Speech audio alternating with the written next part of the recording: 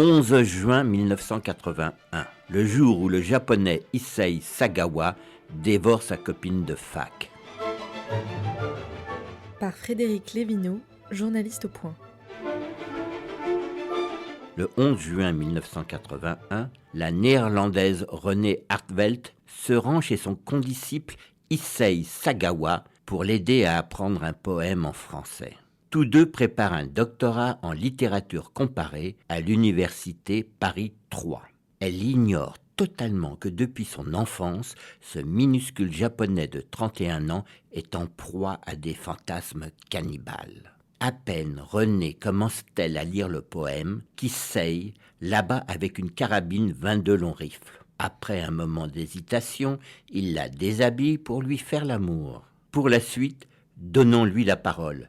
J'ai entamé mon festin avec son cul. C'est la partie qui me semblait la plus succulente. Je voulais la fesse droite, pas la gauche. Mordant à pleines dents dans la dite fesse, qu'il croyait aussi tendre qu'un morceau de thon, il se tord la mâchoire. Il lui faut utiliser un couteau pour entamer la chair de Renée. C'est un délice. Pendant 2 jours, Issei se mijote de bons plats avec sa chère Renée. Ainsi, il engloutit un de ses seins poêlés, accompagné de moutarde et de petits pois.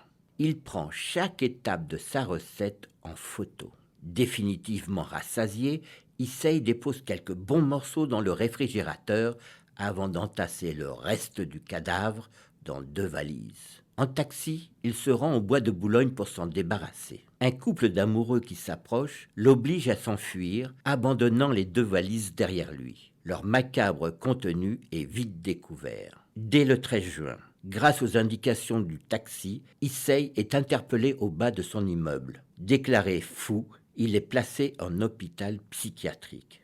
1 an plus tard, il est transféré dans un établissement japonais d'où il sort en 1986. Issei Sagawa devient alors une star. Il publie plusieurs livres relatant son expérience. Il apparaît dans une pub pour un restaurant de viande. Il tourne plusieurs films érotiques.